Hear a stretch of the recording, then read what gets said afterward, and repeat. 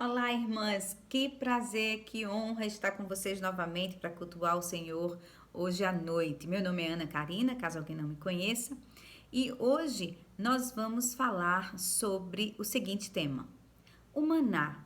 Esse tesouro ainda existe? Você já perdeu alguma coisa preciosa para você, ou que de repente guardou em alguma gaveta, em algum lugar e não sabe onde colocou? E você fica ansiosa, procurando, revira a casa toda, não sabe o que fez com ele.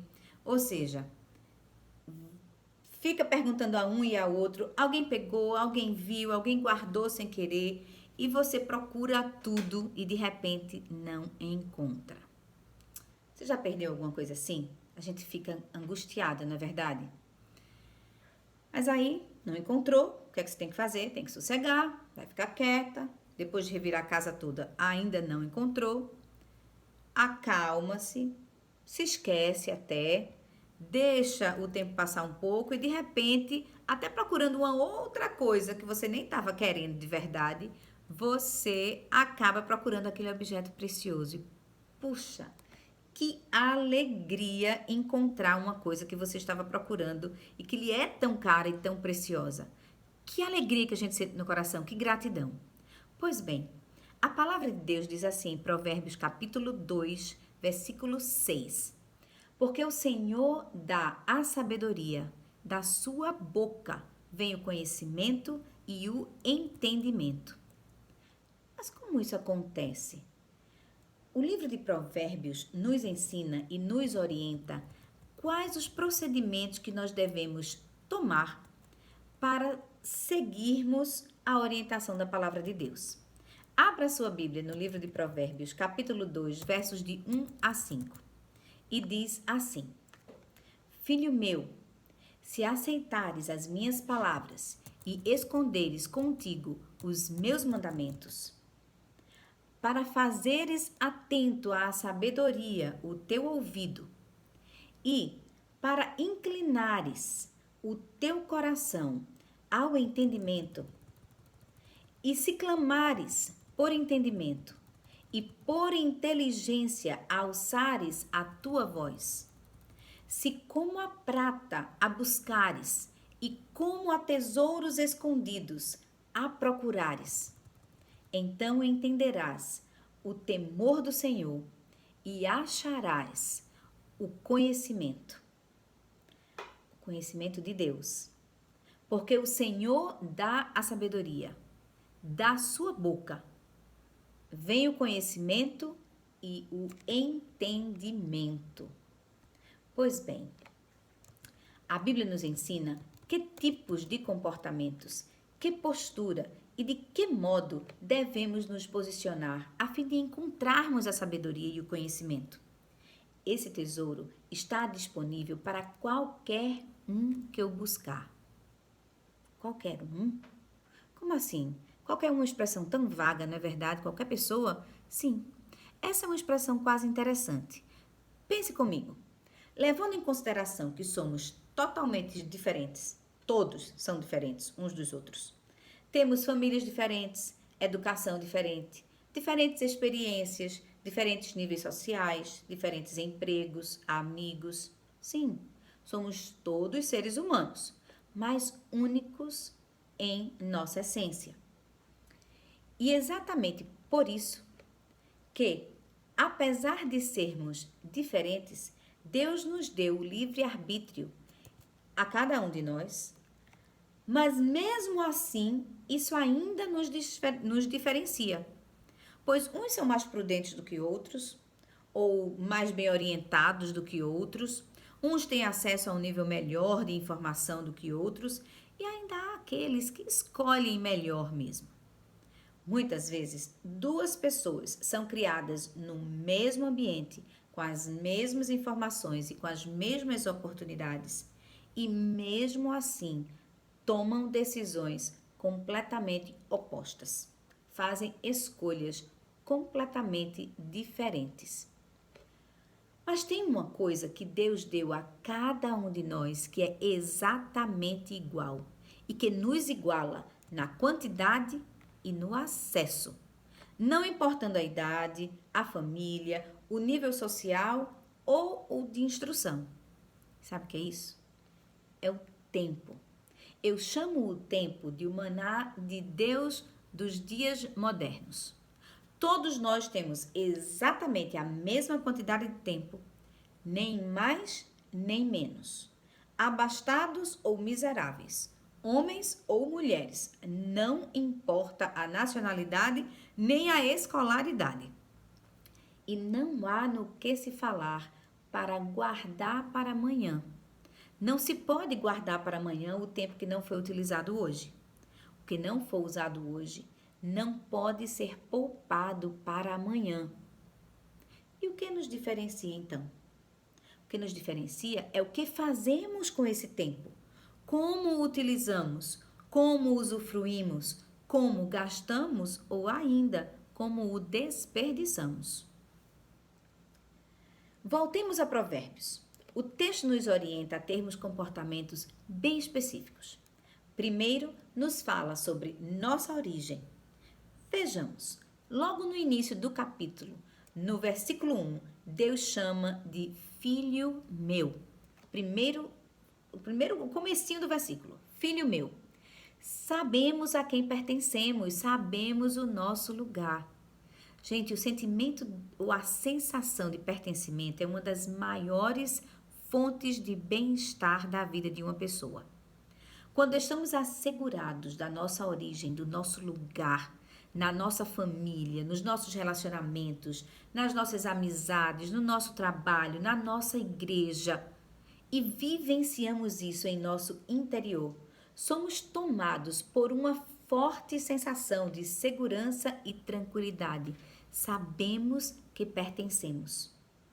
E hoje, que celebramos o dia da avó e o dia do amigo, tem pessoa na família que desempenhe melhor esse papel do que a avó? Não tem. A avó, que por natureza é mãe 2 vezes, tem em si mesma o dom de amar duplicado. Elas sabem nos fazer pertencentes, amados, mimados, cuidados de uma maneira ímpar, como nem mesmo os nossos pais conseguem. E quem tem o privilégio de ter na avó uma amiga, então tem um pedacinho do céu aqui na terra. Pois ela é a confidente, é a inovadora, é a incentivadora, a visionária, a financiadora, sabe dar limites com doçura e é expert em todos os assuntos. Especialmente quando se trata de acolher, mimar e fazer as coisas acontecerem de uma maneira muito especial, muito singular. Assim é o nosso Deus. Ao nos tratar como filhos, Ele nos garante o sentimento de pertencimento para termos clareza da nossa origem e do nosso papel no mundo. E acrescenta a condição mor, a condição número 1. Filho meu, se aceitares as minhas palavras. Nesse momento, coloque entre parênteses bem grande, está aqui o meu livre-arbítrio.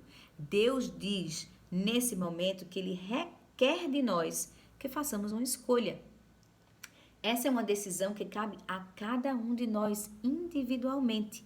E ao escolher, você deve se comprometer, porque o versículo continua e diz: se esconderes contigo os meus mandamentos, atentares para as minhas palavras e esconderes contigo os meus mandamentos.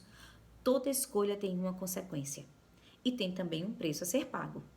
Nesse caso, Deus requer de nós o aceitar a palavra e guardar o seu ensinamento. Logo em seguida, antes de lermos o próximo versículo, atente para essas 2 palavras nesse versículo: ouvido e coração. No versículo 2, o livro de Provérbios, capítulo 2, diz: para fazeres atento à sabedoria o teu ouvido e para inclinares o teu coração ao entendimento. Deus busca em nossos ouvidos nossa capacidade de atenção e concentração e em nosso coração a sensibilidade da nossa mente em ter controle e inteligência emocional para termos conhecimento. Não basta sermos técnicos. Quantas pessoas estudiosas deixam de passar num concurso, deixam de passar num vestibular porque não conseguem guardar seu coração, sua mente de suas emoções. Então, saber apenas não é suficiente. Deus continua dizendo no versículo 3 que, caso você se considere abaixo da normalidade, se ache a menor, tenha baixa autoestima, se sinta inadequada por alguma razão, pouco inteligente, o Senhor diz: clame com sua voz, profetize para que se venha a cumprir em sua vida. O Senhor nos estimula a agir. O versículo 3 diz: e se clamares por entendimento e por inteligência, alçares a tua voz, ou seja, não fique parada. Use seu tempo com proveito. Não basta agir, tem que agir na direção certa. E aqui está explicitamente em Provérbios qual é a direção certa. Busque e clame por inteligência e conhecimento. Leia a palavra de Deus pelo menos 4 vezes na semana, quiçá diariamente. Leia livros, fale com pessoas que têm o mesmo objetivo, invista em você mesma de tal modo que isso se torne um propósito de vida. Como diz o versículo 4: se como a prata a buscares e como a tesouros escondidos a procurarem, lembra do nosso objeto precioso no começo da nossa conversa? Se animadamente, se intensamente buscarmos encontrar, nós encontraremos. E então qual será o resultado? Qual será a consequência? Encontramos a resposta rapidamente e explicitamente no versículo 5 do capítulo 2, que diz: entenderás o temor do Senhor e acharás o conhecimento de Deus. Você não só encontrará, mas vivenciará. Você experimentará as promessas de Deus em sua vida. Isso é real, isso é Deus falando. Isso é um privilégio que nós temos como filhos de Deus, de entendermos o que o Senhor nos fala. No verso 6 está a confirmação. Porque o Senhor dá a sabedoria e da sua boca vem o conhecimento e o entendimento. Essa sabedoria, sim, está disponível para qualquer um de nós que esteja disposto a buscar.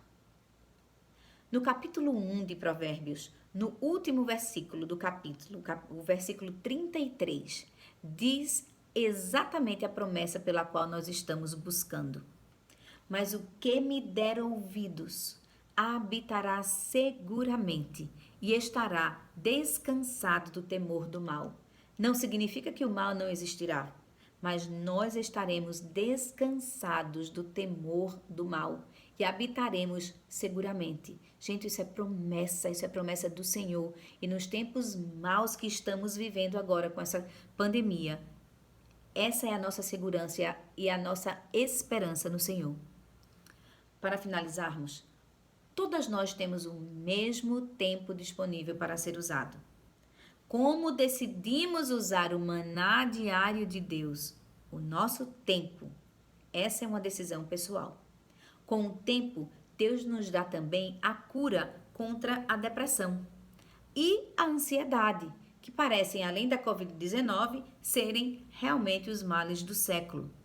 Ele diz: viva o hoje, desprenda-se de seu passado. Tenha gratidão pelas bênçãos que já aconteceram e aprenda com os seus erros. Se desprenda do seu passado e você aniquilará a depressão. E não tema o futuro, porque eu cuido de cada uma das suas necessidades. Não estejais ansiosos por coisa alguma. Viva o hoje, o seu presente diário.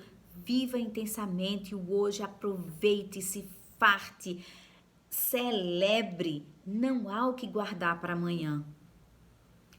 Pois eu sou prova disso, eu já tive problemas de ansiedade e eu precisei confiar no Senhor, de que o Senhor é o meu provedor, que o Senhor é aquele que me guarda e aquele que me traz seguramente em suas mãos. Assim como o maná Não se pode guardar ou poupar o tempo para amanhã. Quando nós temos um propósito, o tempo se torna precioso. Viva hoje e seja feliz.